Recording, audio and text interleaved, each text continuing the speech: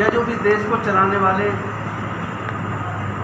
जो हुक्मरान हैं, चाहे वो ब्यूरोक्रेट्स हैं, चाहे वो पॉलिटिकल एग्जीक्यूटिव हैं, वहाँ सही महीने में जो प्रतिनिधित्व मिलना चाहिए इन कम्युनिटीज़ को वो मिला नहीं है, और विकास की दौड़ में ये कम्युनिटी बहुत ज़्यादा पीछे छूट गई है।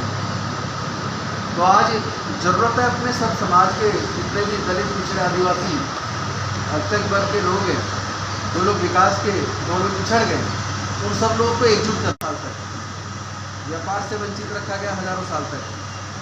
लेकिन हमारे समाज के महापुरुषों ने बड़ा लंबा संघर्ष किया, और डॉक्टर बाबा साहब अम्बेडकर जी ने जब भारत का संविधान का निर्माण किया तो उन्होंने संविधान के माध्यम से सबको समान कर दिया और सबके लिए आगे बढ़ने के रास्ते खोल दिए।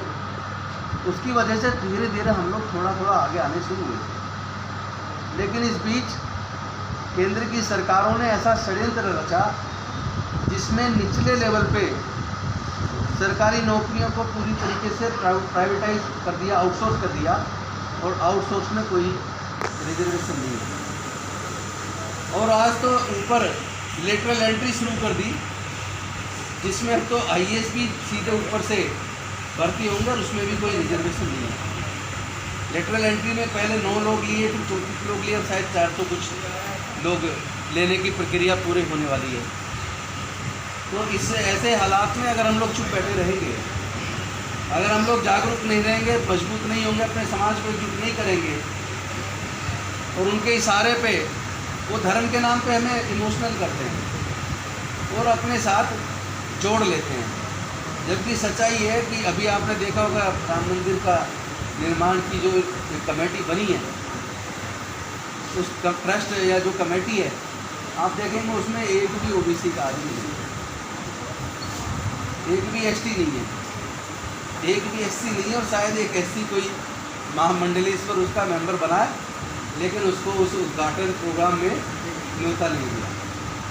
और जो बड़े नेता ओबीसी के इस पूरे आंदोलन से पिछले 30-40 साल जुड़े रहे, और आप देखेंगे कि उनको भी निमंत्रण नहीं मिला।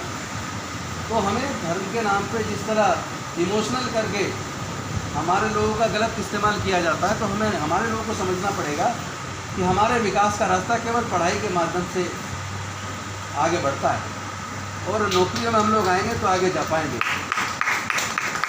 तो ज़्यादा लंबा मुझे कुछ नहीं कहना, सिर्फ इतना कहना है कि अपने समाज के लोगों को जागरूक करने की ज़रूरत है।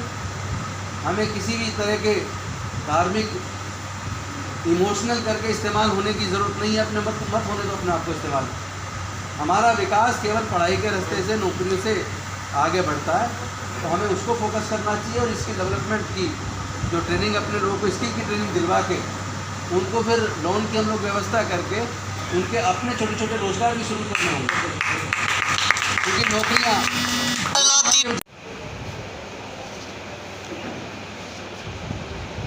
अगर आना चाहते तो क्लोज हो जाइए, थोड़ा सा पीछे थोड़ा गैप पीछे थोड़ा एक हाथ का डिस्टेंस रखो।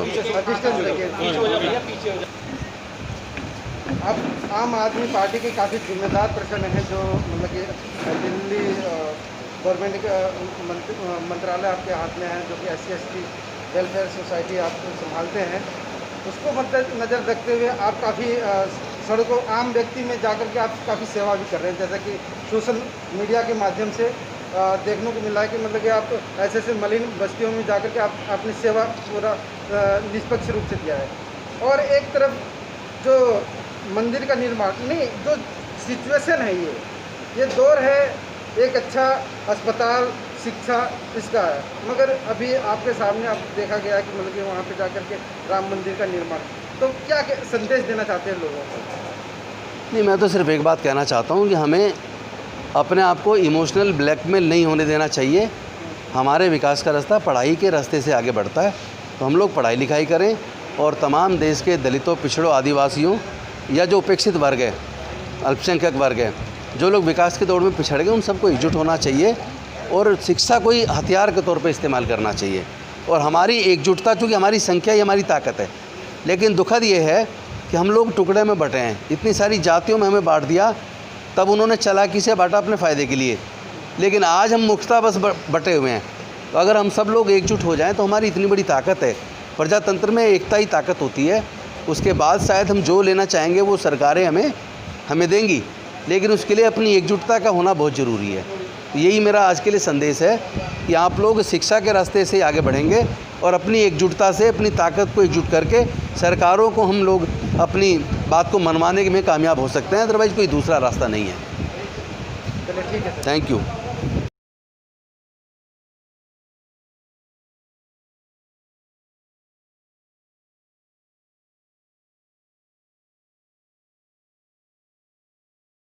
साथियों, हमारे बीच में है जय किशन ठाकुर जी, जो कि एक समाज सेवी हैं और 4 कदम वेलफेयर सोसाइटी के माध्यम से आज जो मंत्री जी, जो राजेंद्र पाल मंत्री जी, उनके तत्वाधान में एक सिलाई और भी इनके पास मतलब इस सोसाइटी के माध्यम से काफ़ी जो लोगों को जागरूक करने वाला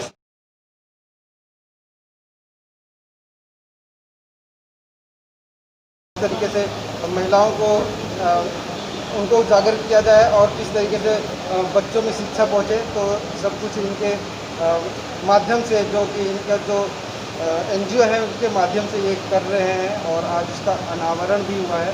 क्या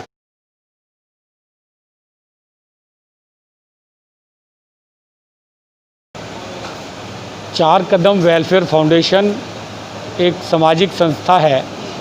पिछले 2001 से हम 4 कदम समाचार पत्र के बैनर पर लोगों को जागरूक करने का कार्य कर रहे थे और लगातार हर साल 2-3 बच्चों को हम गोद लेकर शिक्षित करने का कार्य कर रहे थे।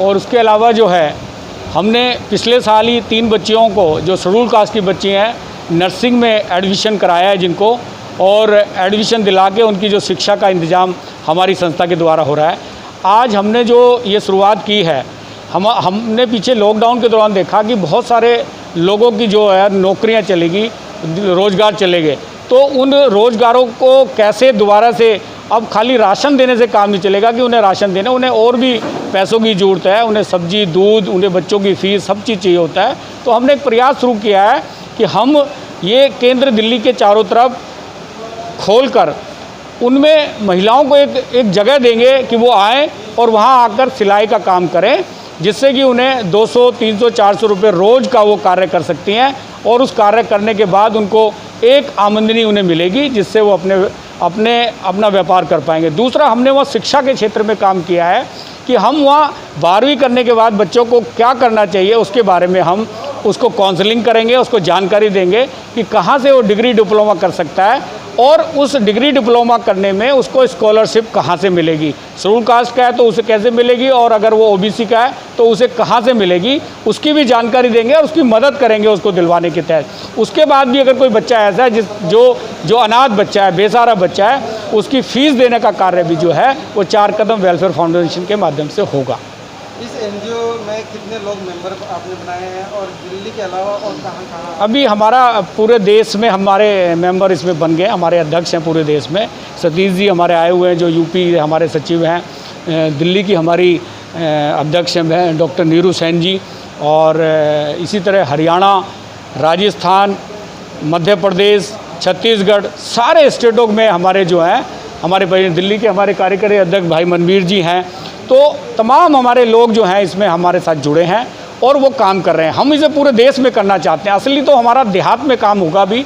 जैसे ही लॉकडाउन ख़त्म होगा, हम पूरे देहात में जाएंगे और लोगों को वहाँ काउंसलिंग करेंगे। माँ बाप को पता ही नहीं है, बैकवर्ड और पिछड़े वर्ग के जो माता पिता अनपढ़ हैं, उनको पता नहीं है 12वीं के बाद बच्चों को हमें क्या कराना है, तो बच्चा भटक जाता है।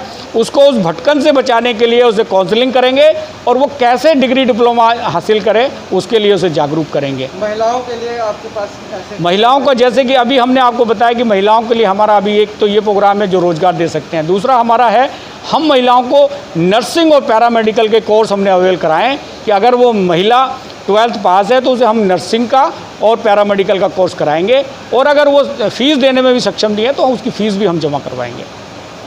इसके अलावा और महिलाओं को और ऐसे बच्चों को जो अभी तक स्कूल नहीं जा पा रहे हैं और भी बहुत से तादाद में, मतलब कि ऐसे मलिन बस्तियों में जाकर के कोई भी ऐसा कोई NGO नहीं निकल के आया है जो कि उन बच्चों को एडॉप्ट करके या उन बच्चों को स्कूल के राह तक भेजा, आप उस कार्य में कैसे सक्षम रहे? देखिए, हमने जो ये केंद्र खोलने का जो कार्य किया है, इसका काम ही ये होगा कि वहाँ बैठ के खाली हमें सिलाई या यही नहीं करना, हमें वहाँ ये जो हम पटपड़ में खोल रहे हैं वो मलिन बस्ती के बिल्कुल नज़दीक है। हम चाहेंगे कि वो गरीब बच्चे वहाँ जो पढ़ नहीं पा रहे हैं उनको पढ़ाने का भी काम करें, और जो स्कूल नहीं जा पा रहे हैं उनको कोशिश करेंगे उन्हें स्कूल में भेजेंगे। दिल्ली सरकार इसके लिए बहुत ज़्यादा कार्य कर रही है। मनीष सिसोदिया जी लगातार इस पर लगे हुए हैं और हमारा भी उनसे कॉन्टैक्ट रहता है। कोई भी ऐसा बच्चा छूटेगा नहीं, हम कोशिश करेंगे उसे सरकारी स्कूल में दाखिला देंगे। सरकारी स्कूल में आज बैग, किताबें से लेके सारा सामान जो सरकार के द्वारा मुहैया कराया जा रहा है, तो वो सारी चीज़ें उन्हें वहाँ मिलेगी। तो हमारा प्रयास रहेगा कि कोई भी बच्चा उससे ना छूटे। और बाकी क्या संदेश देना चाहेंगे जो भी आपसे जुड़े? मैं आज इस मौके पे यही संदेश देना चाहता हूँ कि साथियों, अगर आपने समाज सेवा में अगर कुछ करने का एक बार ठान लिया है तो कोई मुश्किल कार्य नहीं है। ये समाज के जो काम है ये खाली बात करने से नहीं होगा, सोशल मीडिया पे वेरी गुड या गुड मॉर्निंग या वो करने से नहीं होगा। अपने जो आपकी जो कमाई है, देखिए मैंने देखा, बहुत दिन से मैं देखता हूँ, मैंने सिख समाज से सीखा है, सिख समाज और जैन समाज से मैंने सीखा है कि वो अपनी कमाई का 10% हर महीना वो वहाँ पे डोनेट करते हैं। तभी आज देखते हैं आप गुरुद्वारे की दशा किया है, गुरुद्वारे में 24 घंटा जो भंडारा चलता है वो कैसे हो पा रहा है, कोई एक आदमी नहीं चला रहा, क्योंकि उनमें एक समाज सेवा करने की भावना है। तो मैं आज इसके माध्यम से यही कहना चाहूँगा लोगों को कि पान, बीड़ी, सिगरेट, शराब में पैसा ना लगाएं, दूसरे चीज़ों में ना लगाएं, अपने बच्चे के बर्थडे जिसमें वो लाखों रुपए खर्च करते हैं वो ना करें। किसी एक बच्चे को गोद ले लें पढ़ाई के लिए कि भाई उसकी 50,000 अगर फ़ीस जमा होनी है तो मैं बच्चे का बर्थडे ना मना के उसकी फ़ीस जमा कराऊंगा, जिससे कि वो एक दिन वो डी फार्मा करके फार्मेसी में कहीं अच्छा अपना जॉब ले सकता है या नर्सिंग में वो करके अच्छा जॉब ले सकता है। इसी तरह मैं कहना चाहूँगा, जो एक बहुत ज़्यादा हिंदू समाज में जो एक बहुत ही क्रूति है कि मरने के बाद भी जो हमें ब्राह्मण डराता है कि भाई आपको ब्रह्मभोज करना पड़ेगा, नहीं तो आत्मा भटक जाएगी। कोई आत्मा नहीं भटकती है, जब आदमी गया तो वो गया, उसके बाद कुछ नहीं रह जाता है। तो मैं कहूँगा ब्रह्मभोज का जो पैसा है वो आप इस बच्चों की, खासकर वो बैकवर्ड जो समाज है वो बिल्कुल पिछड़ा हुआ है, उसको समझ ही नहीं आ रही है। हिंदुओं का सारा जितना भी, हिंदू समाज का जितना भी ठेका है वो बैकवर्ड समाज ने लिया हुआ है, तो वो उससे निकले। अपने बच्चों को अगर उसे कुछ भी करना पड़े वो शिक्षा दे। मैं कह रहा हूँ मकान, दुकान, अपने आप को गिरवी रखना पड़े तो भी बच्चों को शिक्षित करे, तभी उसका भविष्य अंधकार में निकल पाएगा, तभी वो निचले पायदान से ऊपर आ पाएगा। तो मेरा संदेश यही है साथियों कि वो लोग जो ये सब आडंबर में पैसा खर्च करते हैं, इधर उधर जाने में पैसा खर्च करते हैं, मंदिरों में पैसा खर्च करते हैं, वो ना करके समाज में अपने बच्चों को, अपने रिश्तेदारों के बच्चों को, या अपने कोई भी नज़दीक का ऐसा आदमी होता है जो गरीब होता है, उनके बच्चों को वो ये शिक्षा देने का काम करें। जब वो शिक्षित हो जाएगा तो उसे रोज़गार अपने आप मिल जाएगा। तो साथियों, आज 4 कदम वेलफेयर फाउंडेशन के इस कार्यक्रम में, जहाँ हमारे समाज के अग्रणीय मंत्री जो कि दलित, पिछड़ों और माइनॉरिटी की एक आवाज़ दिल्ली में है, हमें पता है कि उनसे भी हमें सहयोग मिलेगा, लेकिन पहले 2 कदम तो हमें बढ़ाने पड़ेंगे, तभी 2 कदम मंत्री जी के होके 4 कदम बनेंगे। और 4 कदम वेलफेयर फाउंडेशन का जो हमारा एक संदेश है वो लोगों तक पहुंच जाएगा। शुरुआत हमने की है और मैं जानता हूं इसको कि पूरे देश में एक आवाज़ जाएगी, और हम प्रयास करेंगे हर साल हम कम से कम 10, 20, 30 बच्चों को शिक्षित कर पाएंगे। जय हिंद।